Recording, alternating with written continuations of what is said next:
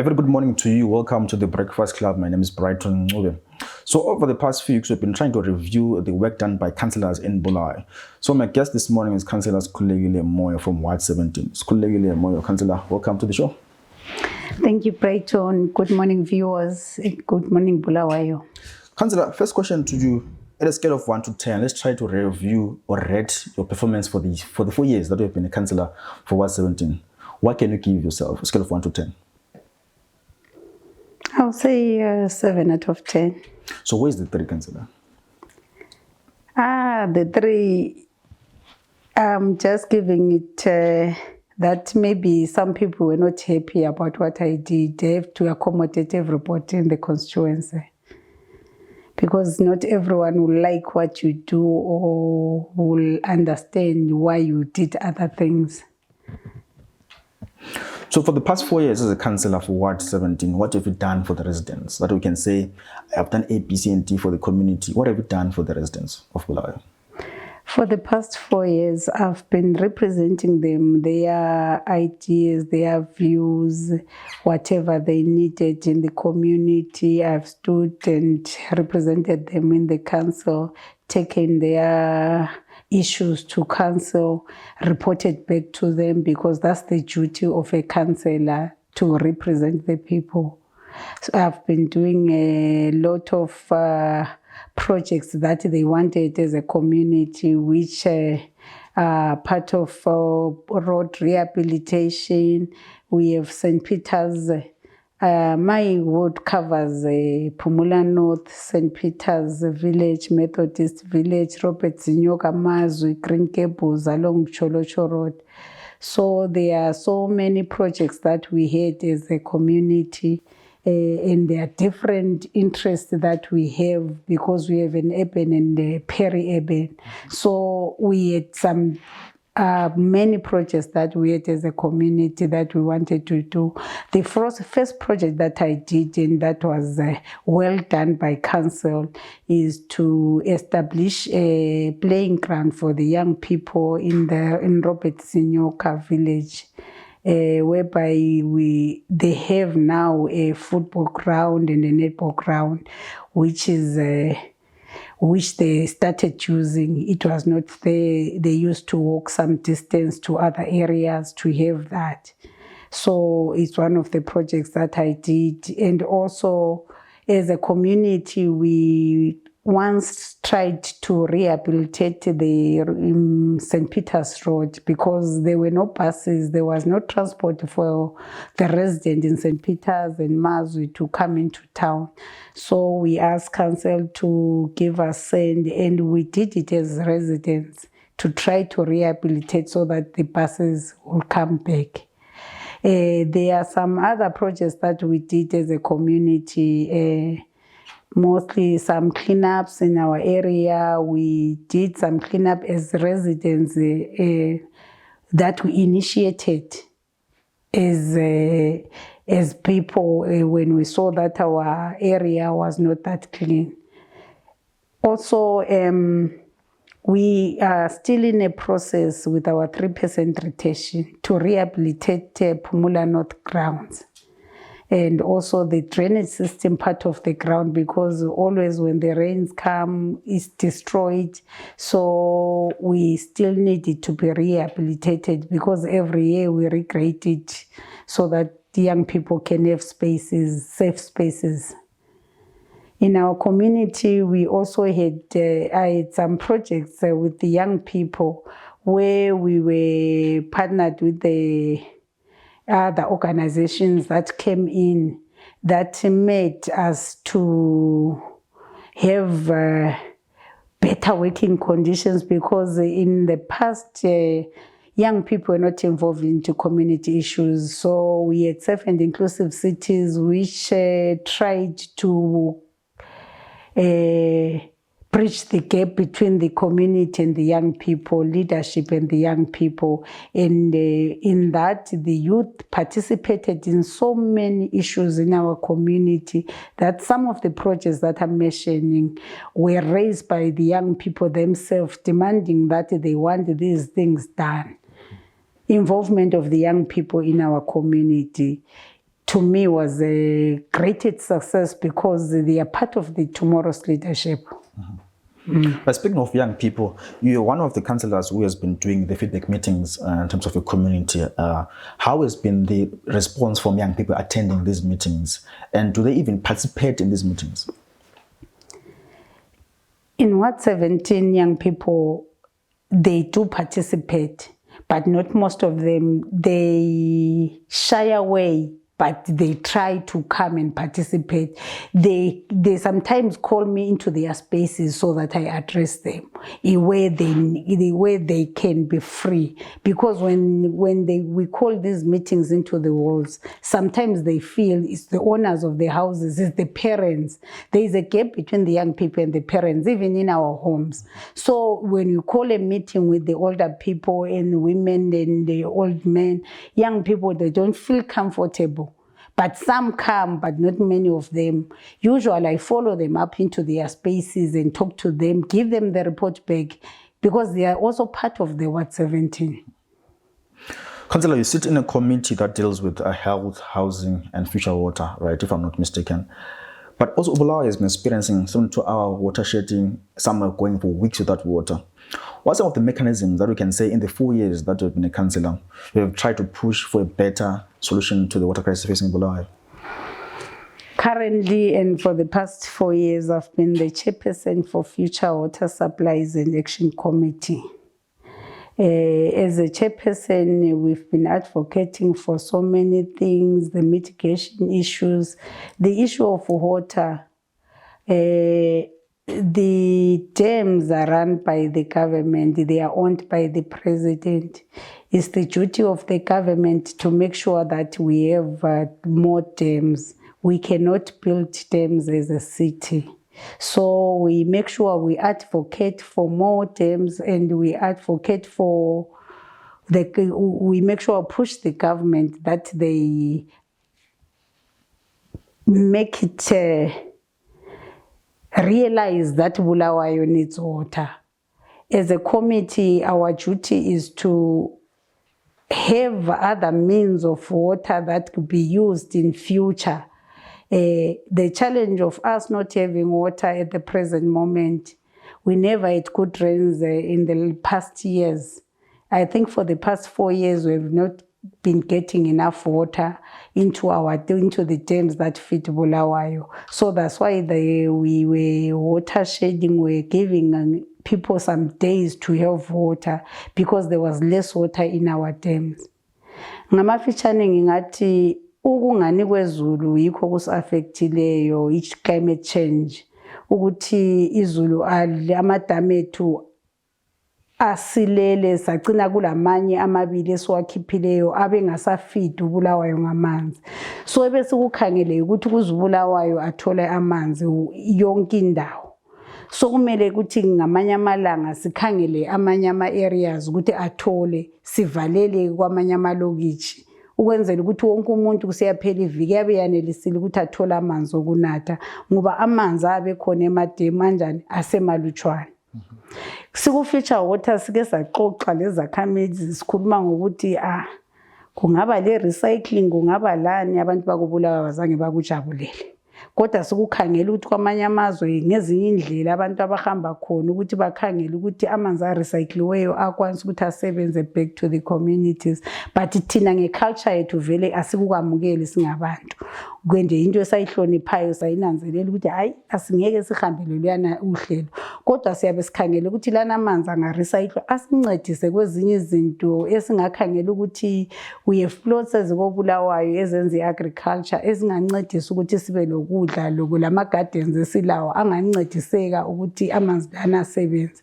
So ngezinye izinto esiyabe sizikhangele siyi-committee ukuthi abantu bakuzwisise ukuthi nxa sithi siwalungisa amanzi lana akhona ukusebenza ukuthi ancedise.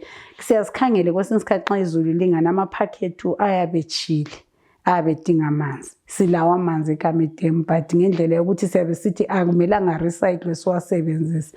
So kulaba stages ukuthi siyabe sifuna ukuthi sixoxe labantu bakobulayo bakuzwisise ukuthi hayi kudala vele yayisebenza.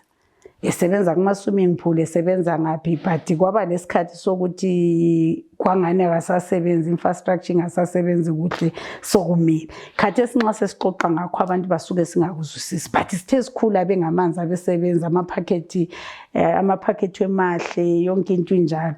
So izinto singubulawayo siyabe sikhangela ukuthi hayi nxa sixoxa lama-communities sibona ukuthi bayakuzwisisa yini ukuthi nxa sikhuluma ngokamide masikhulume ngokuthi sinathe amanzi lawana, sikhuluma ngokuthi asincedise ezinye izinto, siwatshe, sithini, sithelele nxa sifuna ukuba ama-gardens, ama-nutrition gardens ngoba siyawadinga.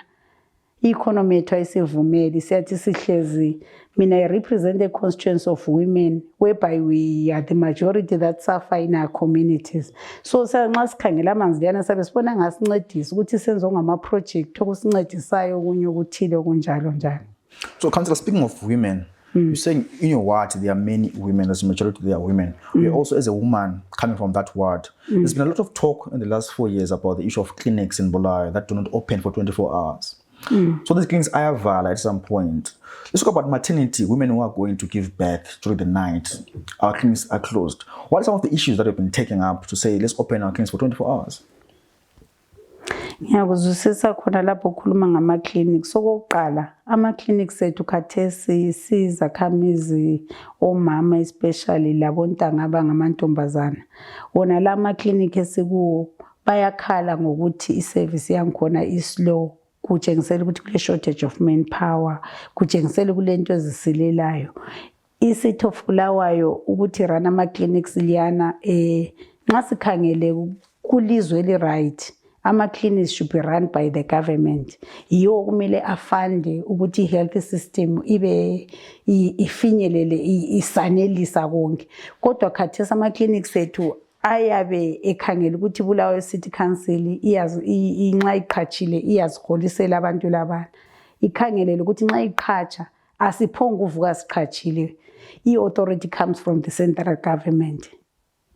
Yibo aba-authorized to do this. Kule shortage of nurses already khathesi. Nxa sizathi sizavula lebusuku kuvele kushota khathesi emini. Ngenye into ezasuka isiphici sithwalise nzima. Sizenza into abantu abazagcina bengasizwisisi ukuthi senzani.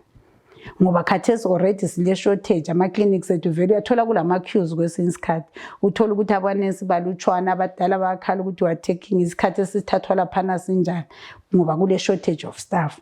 Ngoba singakhangela khathesi la ngendlela yokuthi i-council yethu ayibaholisi ngendlela abafisa ngayo nesi labana. Abaningi bayaphuma baya kwamanye amazwe bayadinga better salaries and better living. So ngezinye izinto ezisuka zisincindezele sibulawe City Council ukuthi there is no devolution of power. Singabantu nje sirana ibulawayo sincedisa i-government imithetho la kuvunyelwa kusuka phezulu siza phansi, akusuki phansi kusiya phezulu. But also maybe try to paint a picture for us. As you say, it's not the government runs the cities as well. There's no division of power. We're saying councillors are run by maybe the opposition party, but however, the Minister of Central Government, Minister of Local Authority being from S01EP. How has it been like working such structure where the central government also as a minister, the councillors trying to do this from the opposition side? How has it been working like with those such up and jalo? Kungoba vele kuyabe kuyinto esikhona sisebenza siphakathi kwakho ukuthi councillors siyabe singabe opposition kusiya phezulu ngale kubusa abe government, but siyabe sikhangelela ukuthi simele abantu labo abaku government, sonke sikhangela ukuthi abantu bathole service, siyabe sikhangelela ukuthi justice ibe khona ukuthi konke okudingakalayo ukuthi service yabantu at grassroots ibe ifinyelele kahle. Sikhangela ukuthi vele yona i-devolution of power ikhona ku-constitution yaseZimbabwe, but khona eZimbabwe ayisebenzi. Ngoba ungakhangela khathesi kudala thina sikhula sisasesikolo sasikwazi ukuthi ibulawe City Council iyalungisa imigwaqo. Khathesi abadala bayacomplaina, hey lingenile emakhansela li-corrupt, imigwaqo ifile ama-pothole. Kudala imigwaqo yayilungiswa ngemali yemithelo yezimota. Kodwa umthetho watshintsha, khathesi imali yezimota iya ku-central government. I-council iyanikezwa okuyingcosana okubuyayo esiyabe singakwazi ukuthi bakukhalculate njani ukuthi kuphenduke ngemva kwesikhathi eside. Ngoba kudala imali yezimota liyana yayithi mayingena ingena kuBulawayo City Council revenue laphana iphuma kusasa iqhubeka ilungisa imigwaqo eminye ubone that's why kwakusiba nemigwaqo eminye elungiswayo uthola ukuthi imigwaqo ingafa iya repaireka because imali liyana yayikhona koBulawayo but khathesi imali yethu yakoBulawayo imoto ezigcweleyo lapha kuya kube le traffic ngizonzonda kakhulu ukuthi traffic engela mali imali yethu ihambe eHarare ibuye sesiphiwe imbijana endibuye njalo igovernment iyabile emgwaqo yayo efuna ukuzoyilungisa eseyayithathayo ukuthi leyo yibo abayikhangelayo babuya lama contractor abo from Harare bezosebenzisa imali yethu koBulawayo angithi nxa kuthiwa i-devolution of power kumele nxa imali liyani ibuya kumbe imalini ayikhutshwe uBulawayo City Council sihambe ebadaleni ayisithola imali engaka sikhangelela ukuthi badala sincedisana ukuthi disponse ukuthi silungise iphi imigwaqo but khathesi i-government ibuya yona ilungisa eyayo imigwaqo futhi isenza ama-standards angayisiyo siphonguza ukuthi imali ispendiwe laphana yaphela yezinto zabothara landani kuyadura kunjani but iyabiphelile kuyizitori kuphela khathesi ngakhangela i-RP ike yalungisa imigwaqo yonke imigwaqo elungisileyo iphumile ithara yangikhona kumbe ukuthi yibo ababebenzile aluba yithi sasisenzile kwakuzathiwa senza izinto zile corruption sithetha abantu amalama lower standards so ngezinye izinto ezihlukumeza uBulawayo ukuthi imali okumele zenze service delivery vele azikho kithi zahamba ziya next door so aluba imali yethu ezinari khona aluba imigaqo siyalungisa aluba amadamu siyavunyelwa ukuthi ngamadamu kaBulawayo sibe lokwenza kuwo sike sahlupheka kakhulu ukuthi amadamu ethu angena amanzi akwanileyo umakorokoza bayagebha asilawo amandla ukuthi siza kwenzana kumele sitshele izino ilungise ikhangele ukuthi laphana abantu labana benganjani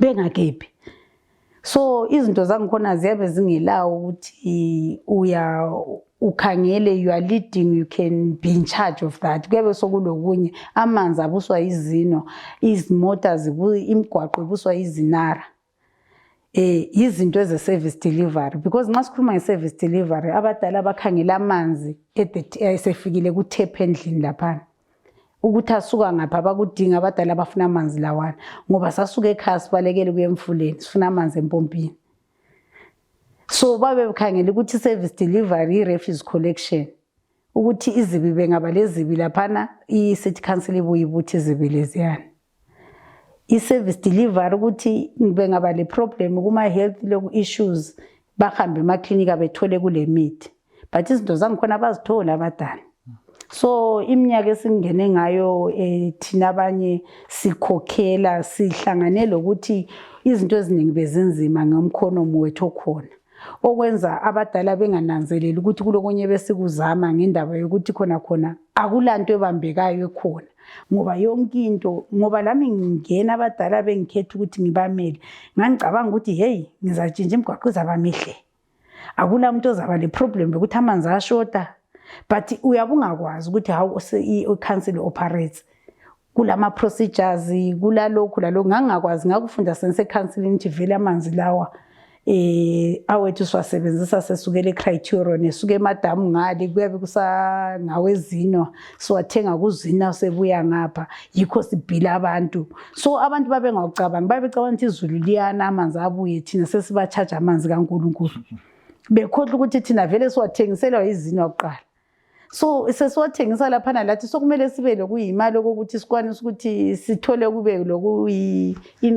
lokuyimali okuprofit okuncane ukuthi sikwanise ukuthi siservicelane lamapipe lawana phela letha amanzi nxa edubuka laphana abadala bengacomplain so i-service delivery is broad and nxa ngathi ngi-electwa ku-council ngangicabanga ukuthi izinto vele zilula ukuthi ngizathi ngifika laphana imigwaqo yonke lana esingamaphodolo iyabe si-right but lokho sithele inhlabathi so ngani siyawona but yikho esilakho eziBulawayo City Council ngoba i-funding singakhangela ukuthi sithathe imali yezakhamizi abayibhadalayo ama-ratepayers sithi siyalungisa imigwaqo into eqhakathekileyo thina iminyaka yonke siyayenza okuthiwa i-consultation lapho esibuza khona abadala ama-priorities ukuthi badala elikukhangeleleyo imali ye-council nxa sithe sayithola sikhangelele ukuthi imali engaba khona imali engaka elikukhangelele ukuqhakathekileyo yikupho kumele kwenzakala abadala bethu bathi priorities sifuna clean water sifuna amasuwa ethalunge. Sifuna number 3 maybe bathi healthy yethu sibone ukuthi izibhedlela zilolutho. I-education yabantu abethu ibe right. Sithi ngiyanginanzelela ukuthi sathi nxa sikhangela ama-priorities kulamanye izinto esiyabe sizijiye phandle zingabo number 7 number 8 or fire and ambulance, but izinto ezithi nxa sokusitsha siyabe sikhangelela ukuthi i-ambulance ibuye fast abantu sebechile kumbe sokulemonakalo, but kuma-priorities iyabe njani iyabe ingekho. So i-council isebenza ngokuthi ama-priorities wona lana abadala nxa siba-consult ukuthi bafuna kuphi kuqala. Nxa imali ingene e-councilini, amanzi kuthenga imithi yamanzi, amanzi ebuye ebadaleni enjani eclean. Kulandele futhi i-health lokhu zayethu sibona ukuthi abadala bafika laphana bethole kule kungamaphilisi ukuthi bengaphonga ukubhadala imali kungela lama-paracetamol, kungela amabhanditshi, kungelani. So ukusebenza kwe-council ngingenile 4 years but ngikhona ngizwisisa okuningi. Iminyaka usuphela sokumele ngeke kusesiya kwamanye ama-elections ukuthi nxa ungena uyabuzitshela ukuthi ngizafika ntshintshe, ngizafike ngithini. Kodwa mina ngathi ngicela abadala bengicela ukuthi ngibalimele ngisithi ngizabamela, ngangicela ukuthi ngizabamela izikhalazo zabo. Anzange ngibathembise lutho ngoba ngangasoze ngibathembise lutho ngingelokho kwami, ngingelakho kwami. So ngaba isigijimi sabo ukuthi ama-problems akhona ngiyowabika e-councilini. E-councilini mbuyele ngiyebatshela ukuthi sokulungiswe kanje. That's the role that I was playing mostly. Okungenze ngakuzwisisa ukuthi hayi abadala ungasebenza labo, and I enjoy working with them because ukusebenza labadala is 24 hours. Inhlupho zabo zikhona emini ebusuku 7 days a week, akula off, kusetshenzwa every day ngoba ama-problems abadala khona nsuku zonke. If you're just joining us, this is the Breakfast Club. My name is Brighton Ncube, and my guest this morning is Councilor Sikhululekile Moyo. We are reviewing the work done so far for the past 4 years, what she has done for Ward 17. And also, Councillor, now let's look at the issue of there have been many projects that Councillor has embarked on. Number one, Brighton project. Last week I was watching an interview with Councillor Edwin Ndlovu, who was saying Brighton project is the only mall in the world that started with having bays before having proper structures. What's your take on the issue of Brighton Mall having slow pace in terms of fully becoming a mall? It's now a bus terminus, no longer a mall. What's happening there with the Brighton Mall project? I-Brighton Mall ukuthi kuhlangane lento eziningi. Abantu abaningi aba-investayo koBulawayo singakhangela nje generally kube labo era of COVID bakhala ngokuthi babe ngabile good business, izimali bezingabambeki kuhle, badelay ukuqhubeka. And okunye okuqhakathekileyo izakhameli ekumele zibezazi ama-project lawa ngama-ongoing projects. Kuyabe kungaso project ukuthi singenile thina ngo-2018 yithe siyifakileyo sayenza. It's a project esayithola ikhona isenziwa ngama-councillors. Ukusebenza kwe-council izinto ezenzakala khathesi izinto eza-initiatwa ngabo-councillors 5-6 years ago, 10 years ago. It's an ongoing process. So nxa sikhangela i-Brighton Mall ngedelay esiyenzile lathi kusuka kusithwale senzima njalo ukuthi siqalise ukuthi i-Brighton Mall izavula iqale ngama-vending bays kungakayakhiwa. Luhlupho lokuthi ama-problems esesilawo koBulawayo i-Brighton nxa ivaliwe. Sesikubona kuqhakathekile ukuthi singavula i-Brighton liyana abadala abaphila nge-informal sector ama-vendors bakwanisa ukuthi bathole indawo ehlelekileyo yokuthi bathengise. Sincedise ukuthi iBulawayo ibe yiBulawayo esijwayeleyo ngoba khathesi ungangena edorobheni akusafani lakudala. Ayisilo dorobho esilaziyo ukuthi uzathi ungena ko-Edgars uthola koSumumbu laphana ko-Edgars kuthengiswa ama-tennis phandle. Yena u-Edgars usetholani? U-Edgars is paying ama-rates to council. At the same time phambi kwakhe kulabanye abantu abenza ibhizinesi phambi kwakhe abamvalelayo ukuthi bablock ama-customers ukuthi angene. And ama-pavements ethu asevalekile asasebenzeki. And konke lokhu ukuthi decongest lokuthi sikulungisise yikuthi i-Brighton Mall ivulwe. Ukuthi kuzayenzakalani sokuvuliwe kuzancediseka ukuthi ucontract uzamela abone ukuthi uyalungisa aqhubeke ngokuthi wathi uzayenza into enjani ngoba thina sesikudinga ukuthi iBulawayo sibuyele emuva ngepace endlela okwenzakala ngayo. All right, thanks so much, Councillor, for that response. But also, and the project that has been on the mouths of the people of Bulawayo has been the TTI, the parking project. TTI gets 70% of the revenue and council gets 30% of that revenue. What's your reaction to that project in terms of how it was taken, tender was given out and so on and so on? What's your reaction to that project? Ngezinye izinto esizinanzelelayo ukuthi ngama projects okuyakumele ukuthi angalubi council yiyo ethatha 70% kuthi upartner athole 30%, but ngokuswela kukaBulawayo uyabe khangela ukuthi iTTI yona ithe izathenga yonke imtshina yonke into efunakalayo ukuze iproject liyani isebenze kube lento yonke, then i-council ibisithola i-30% from i-collection yona leyana. So kuyabe kuyindlela yokuthi i-council ibisithi kulokuthi kuhlale kungelanto indlela yokuthola imali, ibiyindlela yokuthi i-council ibe lalapha ecollector khona kungela ndleko ezithize, ngoba sisodwa ukuthi sasizakwanelisa ukuthi sikufake okuyimtshina konke lokhuyana imali yokuqalisa vele singalayo. So kwakuyindlela yokuthi sizama ukuthi oqala kube indlela yokwenza imali njalo kube indlela yokuthi si decongeste i-town, ngoba kuqala i-town kube kungasela ama-parking, kungasela ndlela yokuthi vele bekulabantu ukwanisa ukuthi baphakhe from ekuseni kuze kuyetshona ilanga sebesenza amabhizinesi ezimoteni besenzana. But kwesinye isikhathi kuyabe kuqakathekile ukuthi idorobho lilidorobho libe le ndlela yokuthi libisele idorobho ukuthi kube lidorobho. So i-TTI ikhona okwesikhathi sithemba ukuthi nxa isikhathi sesikwanile ukuthi ichiye sizasala thina siyisitho of Bulawayo sesiziranela i-parking system ngoba besikwenza kudala. But khathesi besikhangela ukuthi i-parking e-upmarket ukuthi lathi iku-standard esikuzo kwamanye amazwe. Thina siyiBulawayo City Council indleko zakhona yizo ezinye ezakhangela ukuthi angeke sanelise. Right, now let's look at the issue of young people. Earlier on, touched about the issue of young people and creating safe spaces. There's been a mushroom of abuse of drugs, substance abuse in terms of Bulawayo young people using those things. You've been vocal about these things to your youth and your heart. What some of the mechanisms that we have done to maybe rehabilitate our youth centers to the modern day, to fit the modern day youth in Zimbabwe?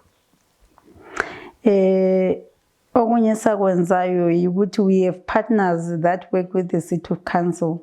Ati bezama ukuthi bathi upgrade our youth centers, though awakafiki veli standard, because ama youth centers ethu ungakhangela alama ground okudlala ibhola, alama ground ebasketball, ungangena phakathi akula internet, and khathesi abantu abethu ama 2K labesilawo asobantwana bokuthi ngafuna ukuyadlala ibhola, ngabantwana abafuna ukuthi bahamba le technology ukuthi aluba kumbe kuthiwa kule internet kumbe kulani. So asikafiki to that standard ama youth ethu akufunayo ukuthi aluba kulama internet ngasi bayasondeleleka babuye eduze. Yebo bakhona abadlala ibhola abafana lamankazana abakuthandayo, but abaningi bakhona yilabana be-technology asebefuna ukudlala ngamafoni, asebefuna ukwenza izinto ezihambelana lesikhathi sabo. So nxa sikhangele i-delay of rehabilitating them to i-standard iyangezelela uhlupho esilalo lwama-drugs and substance abuse. Abonta ngokuba yenza bangene kukho lokho ukuthi akulamsebenzi. Ilizwe lethu kalilamsebenzi, aligcina intandane. Akulanto abayenzayo, bayafunda baqeda isikolo, abayivele kabaqedi bahle babe ngama dropouts because babe bekhangela ukuthi ngiyafunda wasting amayezi onke lawa ngise isikolo ngiqeda lapho ngihlale phansi nginga. So sokusiba nama dropouts abantwana abaqeda isikolo bengela into abayenzayo. Usuthola ukuthi bavuka besebenza izinto zama drugs, okunye kungezelelwa yithi abazali ezindlini ukuthi sesibona beyiproblem, but bona economy sibona ukuthi vele inzima. Ngoba ungakhangela ilizwe lethu leZimbabwe, nginje mina ngiqeda isikolo ngo1991 angizange ngisebenze.